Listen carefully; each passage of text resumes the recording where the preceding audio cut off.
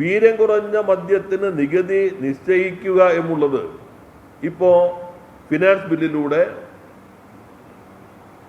സംസ്ഥാനത്തെ നിയമത്തിന്റെ ഭാഗമായി. അതിനുശേഷമാണ് പറയുന്നത് UDF തീരുമാനിക്കുമെന്നുള്ളതാണ്.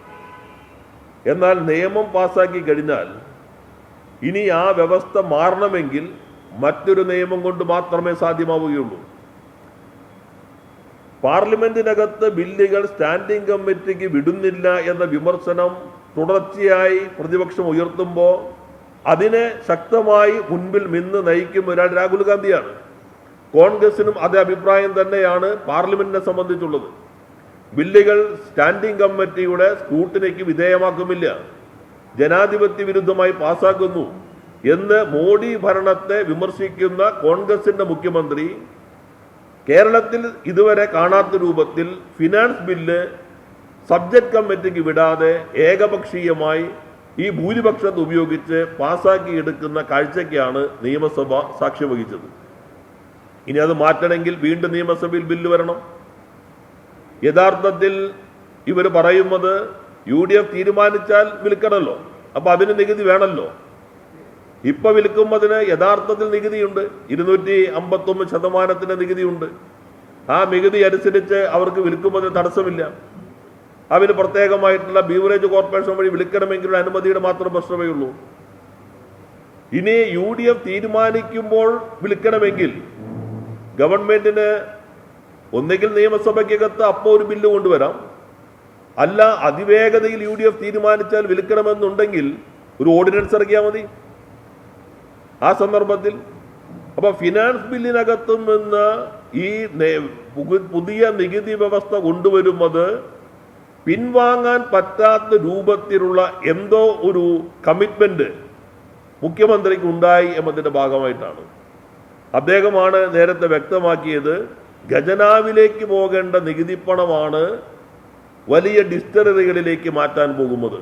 അത് വലിയ അഴിമതിക്ക് കളമൊരുക്കുന്നു, ഞങ്ങൾ മനസ്സിലാക്കിയിട്ടുണ്ട് എന്ന് നിങ്ങൾ അറിഞ്ഞോളൂ എന്ന് പരസ്യമായി പറഞ്ഞയാൾ മുഖ്യമന്ത്രി ആയി കഴിഞ്ഞപ്പോൾ ഖജനാവിലേക്ക് വരേണ്ട പണം ഡിസ്റ്ററികൾക്ക് നൽകുന്ന നികുതി നിർദ്ദേശം എല്ലാ മാനദണ്ഡങ്ങളും ഒഴിവാക്കിക്കൊണ്ട് അവതരിപ്പിച്ചിരിക്കുന്നു എന്നുള്ളതാണ്. ഇത് രണ്ടും ഈ 1.5 മാസത്തിനുള്ളിൽ ഗൗരവമായ അഴിമതിയുടെ ഭാഗമാണ്. മൂന്നാമത്തെ ശ്രീ KC വേണുഗോപാൽ സംശയിക്കുന്നത് BJPയുടെ ഭരണമാണോ എന്ന് സംശയിക്കുന്ന ഒരു കാരണം അദ്ദേഹത്തിന് കൂടി വളരെ അടുപ്പമുള്ള KPCC സെക്രട്ടറി തെരഞ്ഞെടുപ്പ് കമ്മീഷന്റെ നിയമനത്തെ സംബന്ധിച്ച് ചില സംശയങ്ങൾ ഉന്നയിച്ചിട്ടുണ്ട്. ഗവൺമെന്റിന് തെരഞ്ഞെടുപ്പ് കമ്മീഷൻ നിയോഗിക്കാം, അത് അതിന്റെ മാനദണ്ഡങ്ങൾ അനുസരിച്ച് തീരുമാനമെടുക്കാം. പക്ഷെ അങ്ങനെ നിയമിക്കും ഒരാളെ സംബന്ധിച്ച് KPCC സെക്രട്ടറി തന്നെ അതീവ ഗൗരവമായ ഒരു പ്രശ്നം ഉന്നയിച്ചിരിക്കുന്നു. ഒരു സംഘി താല്പര്യം അതിനകത്തുണ്ട് എന്ന് കോൺഗ്രസിന്റെ തന്നെ മേധാവ് പരസ്യമായി പറയുന്നു. ഇവിടെ നമ്മൾ കാണേണ്ട ഒരു ഭാഗം, നിലവിൽ രാജ്യത്ത് ഉള്ള ഡീലിമിറ്റേഷൻ നിയമപ്രകാരം നിയമസഭാ മണ്ഡലങ്ങളുടെയും പാർലമെന്റ് മണ്ഡലങ്ങളുടെയും പുനഃസംഘടനയ്ക്ക് വേണ്ടിയുള്ള കമ്മീഷനിൽ നിയമപ്രകാരമുള്ള എക്സ് ഒഫീഷ്യോ അംഗം സംസ്ഥാനത്തിന്റെ തെരഞ്ഞെടുപ്പ് കമ്മീഷനാണ്. കേരളത്തിൽ കഴിഞ്ഞ തവണ നിയമസഭാ മണ്ഡലങ്ങൾ പുനഃസംഘടിപ്പിച്ച ഘട്ടത്തിൽ അന്നത്തെ സംസ്ഥാന തെരഞ്ഞെടുപ്പ് കമ്മീഷണറായിട്ടുള്ള ശ്രീ മോഹൻദാസ് ആ ഡീലിമിറ്റേഷൻ കമ്മീഷനിൽ അംഗമായിരുന്നു. സംസ്ഥാനത്തിന്റെ ഏക പ്രതിനിധിയുമുള്ളത് ഈ എക്സ് ഒഫീഷ്യോ മെമ്പറായിക്കൊണ്ടുള്ള സംസ്ഥാന തെരഞ്ഞെടുപ്പ് കമ്മീഷണർ മാത്രമാണ്. അപ്പൊ അത്രമാത്രം ഗൗരവമുള്ള, ഇപ്പോൾ സെൻസസ് കഴിയുന്നു, ഡീലിമിറ്റേഷൻ ബില്ല് പാർലമെന്റിലേക്ക് കൊണ്ടുവരാൻ പോകുന്നു, ഡീലിമിറ്റേഷനിലേക്ക് പോകുമെന്ന് BJP പറയുന്നു. ആ ഡീലിമിറ്റേഷൻ നിശ്ചയിക്കുന്ന കമ്മീഷനിൽ എല്ലാ സംസ്ഥാനങ്ങളുടെയും ഒരു പ്രതിനിധിയായി അതാത് സംസ്ഥാനങ്ങളെ കുറിച്ച് തീരുമാനിക്കുമ്പോൾ എക്സ് ഒഫീഷ്യോ അംഗമായിട്ടുള്ളത് തെരഞ്ഞെടുപ്പ് കമ്മീഷനാണ്.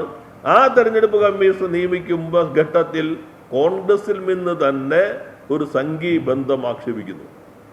നേരത്തെ LDF ഗവൺമെന്റ് ഉള്ളപ്പോൾ ജില്ലാ ജഡ്ജിയായിട്ടുള്ള നിലവിലെ ലോ സെക്രട്ടറിയുടെ പേര് മന്ത്രിസഭ അംഗീകരിച്ച് സമർപ്പിച്ചപ്പോൾ അത് സംബന്ധിച്ച് തീരുമാനമെടുക്കാതിരുന്ന ഗവർണർ ഇത് സംബന്ധിച്ച് അതിവേഗതയിൽ ഡിജിറ്റൽ സിഗ്നേച്ചർ വഴി ഇവന് അനുമതി നൽകിയിരിക്കുന്നു. അപ്പോൾ ഡീലിമിറ്റേഷൻ ഉൾപ്പെടെ കേരളത്തിലെ അസംബ്ലി മണ്ഡലങ്ങളുടെയും ലോകസഭാ മണ്ഡലങ്ങളുടെയും ഘടന ഏതായിരിക്കണമെന്ന് തീരുമാനിക്കുന്ന സംവിധാനത്തിലേക്ക് വരാനിരിക്കുന്ന ഒരാളെ രാഷ്ട്രീയമായ ഒരു പരിശോധന, ഒരു മതനിരപേക്ഷ സ്വഭാവമുണ്ടോ എന്നുകൂടി പരിശോധിക്കാതെ നിയമിച്ചിരിക്കുന്നു എന്ന് കോൺഗ്രസിന്റെ തന്നെ സെക്രട്ടറി പരസ്യമായി പറഞ്ഞിട്ടും അത് സംബന്ധിച്ച് മുഖ്യമന്ത്രി പ്രതികരിച്ചിട്ടില്ല.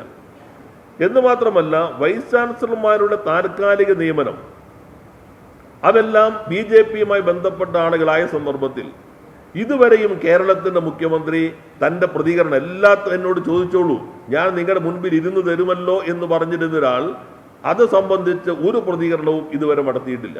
അപ്പൊ ശ്രീ വേണുഗോപാൽ ആനുഷംഗികമായി പറഞ്ഞ കാര്യം ശരിയാണ് എന്നതാണ് ഈ അനുഭവങ്ങളാകെ തെളിയിക്കുന്നത്. PM ശ്രീയിലും അത് വ്യക്തമായി. അപ്പൊ അത്തരം കാര്യങ്ങൾ കേരളീയ സമൂഹം ഗൗരവത്തിൽ ചർച്ച ചെയ്യേണ്ടതുണ്ട് എന്നാണ് സൂചിപ്പിക്കാനുള്ളത്.